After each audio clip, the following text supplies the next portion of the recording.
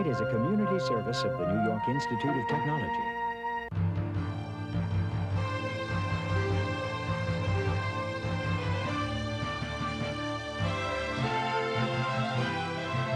Covering the news of Nassau and Suffolk Counties, Long Island News Tonight with Ken Eckhart, Carol Peck, and the award-winning LI News team.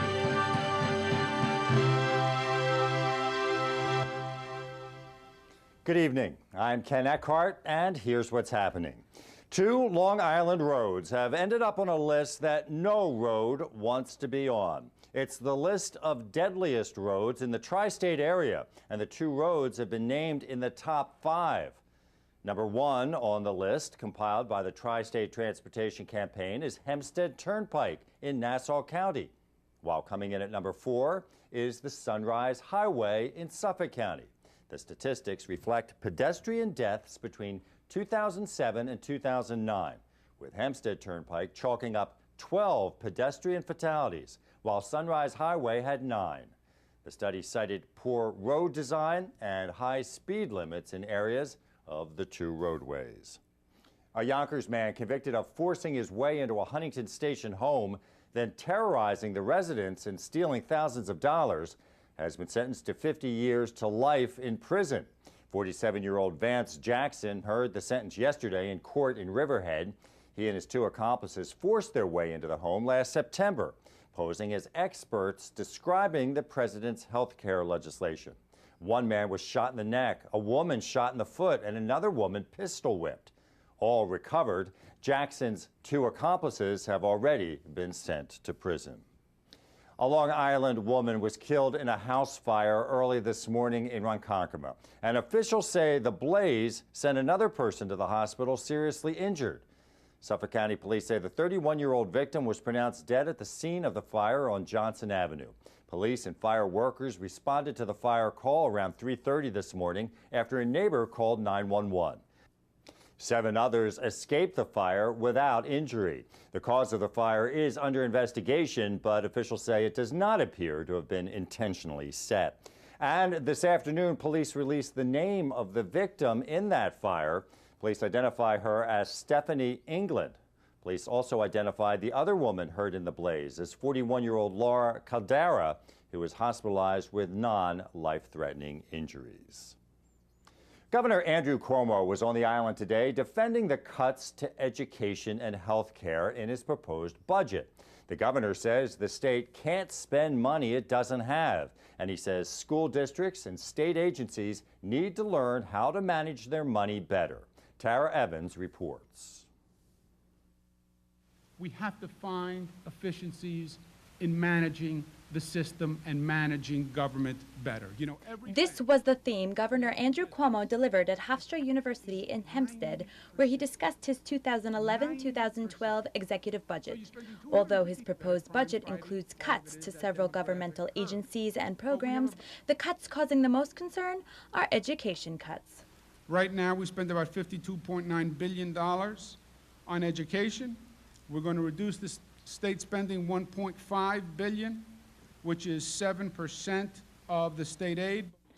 Although schools were expecting to get more than 13% in aid next year, Cuomo says they'll be getting only 10% more, which he says is not a cut. The governor also has 2 aid grants available to schools on a competitive basis, one for student performance improvement and one for improvements in overall district efficiency. Governor Cuomo emphasizes that decreases in school aid should not have to result in teacher layoffs or program eliminations. Instead, the governor says that school districts should focus on budget restructuring and better management themselves. I'm saying to the school districts, I'm saying to local government, I'm saying to my own government, how about this for an idea? How about we find some efficiencies and some economies of scale? How about we find a little bit of waste, a little bit of duplication, and wring out some of the fat in the system?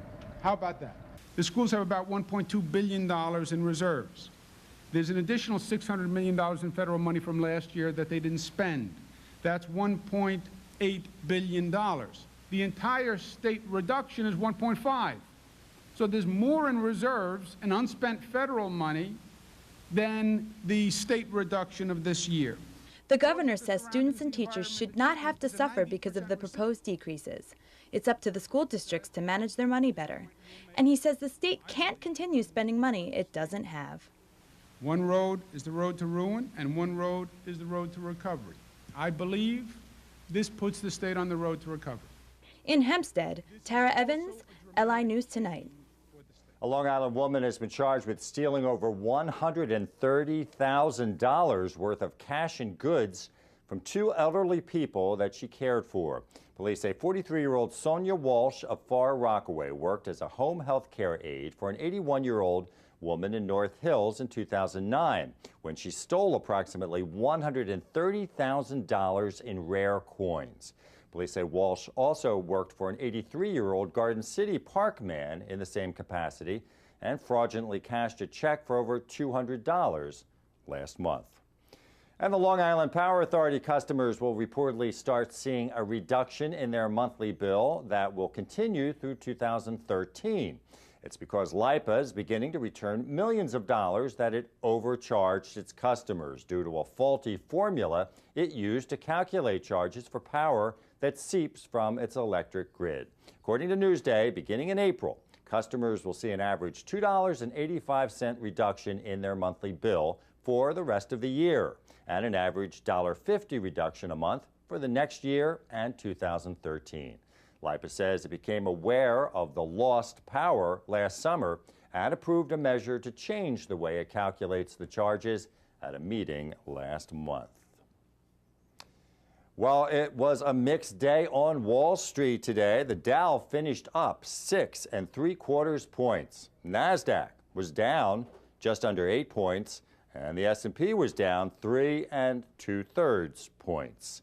NYIT's LI News Tonight continues after this.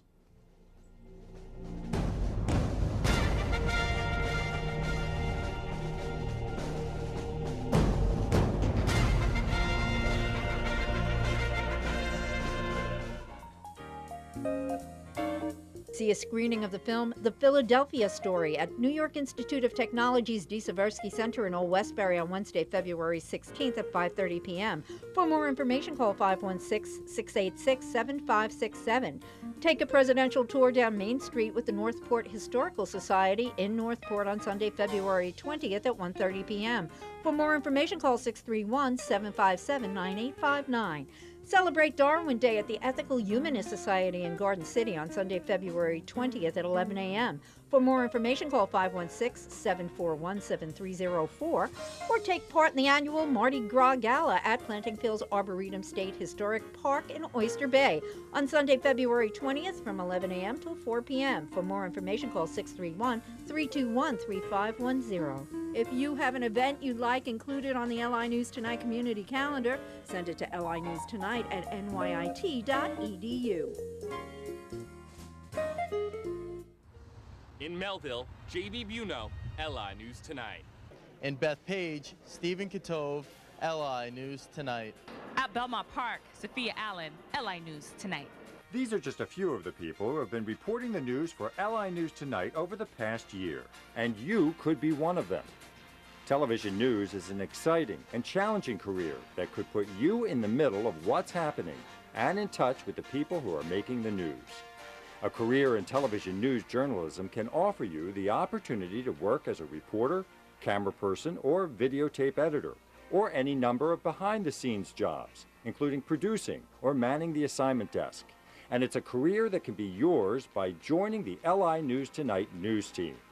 Produced at studios on the campus of the New York Institute of Technology, LI News Tonight offers television news internships that can earn you college credits and the possibility of being on the air in just a few weeks. LI News Tonight has been the jumping-off point for many local and national news professionals, and you could be next. Call 516-686-7952 for more information on how to enroll for LI News Tonight, and let us put you on the air. Some of the headlines around the world today: thousands of workers across Egypt have gone on strike, demanding better pay, benefits, and working conditions. And it's adding to the ongoing turmoil of the country's anti-government protests. The labor movement that mushroomed today could add new momentum to mass demonstrations against President Hosni Mubarak. The protesters in Cairo want Mubarak's ouster, saying his regime is riddled with corruption, and Egypt has become a nation of growing poverty. More than 5,000 workers from a variety of companies went on strike in the port city of Suez, while thousands of others in other cities staged protests on company grounds. Italian Premier Silvio Berlusconi has called the sex probe targeting him disgusting, saying it was aimed at damaging his government. The premier spoke to reporters in Rome today, shortly after prosecutors in Milan filed a request for his indictment on charges he paid for sex with a 17-year-old girl, then used his influence to try to cover it up. Berlusconi says the accusations against him are groundless and insisted the Milan prosecutors were violating the law by overstepping their jurisdiction. And Scotland Yard says it will be contacting thousands of potential victims in a tabloid phone hacking scandal that has muddied Rupert Murdoch's British media empire. The British police force says it plans to get in touch with every person whose details were found in documents seized during its investigation into the News of the World tabloid. The police are examining whether journalists there systematically spied on politicians, celebrities, athletes, and other high-profile figures in a bid to secure sensational scoops. Advancements in technology have captured the imaginations of young people, turning many of them into amateur video producers. But when those videos involve violence toward minors, experts say the consequences can last much longer than any physical scars. So as Robert Marzano reports, a new law is being proposed in Suffolk County that would make it illegal to upload violent videos involving minors. Black eyes can heal after a fight, but black eyes on the internet can have long-lasting effects. And that's what some Suffolk County legislators say they are trying to prevent. So they are proposing a new bill that could make uploading violent videos that involve minors illegal. A black eye in real life can heal, but a digital black eye that can remain on the World Wide Web can last for years and years and have such a detrimental impact. Legislator Stephen Stern visited a Dix Hills elementary school to tell students that if they don't think before they act, it could impact them down the road and have devastating consequences. And so before you get involved in some type of violent activity, you'd better think about it. But if you do, you have to know that perhaps it's going to be something that stays with you for quite some time, whether you post it or someone else does. Teachers and students listened to Stern's speech, and the superintendent of the Dix Hills School District says he believes Stern's proposal would have an impact. Because I think they will know that there is accountability for their actions, and they'll just think twice before doing things. Students say the bill would not only help protect their futures, but will also protect their schools' reputations. I hope that this bill will prevent schools that are nonviolent from being painted as violent because you have some kids who can really spoil the whole lot. This can't be allowed to continue, and it's momentous that there's finally something being done about it. In Dix Hills, Robert Marzano, LI News Tonight. We had a mix of sun and clouds today. The high was in the upper 20s. Tonight, cloudy skies with a low around 20. Tomorrow, partly cloudy with a high in the mid-20s. For Friday, mostly sunny, a high in the mid-30s. Saturday should be mostly sunny, a high in the mid-30s. And the outlook for Sunday, partly cloudy, but a high up near 40 degrees. And that's it for NYIT's LI News Tonight. I'm Ken Eckhart. Thank you for watching. We'll see you again next time. Have a good night.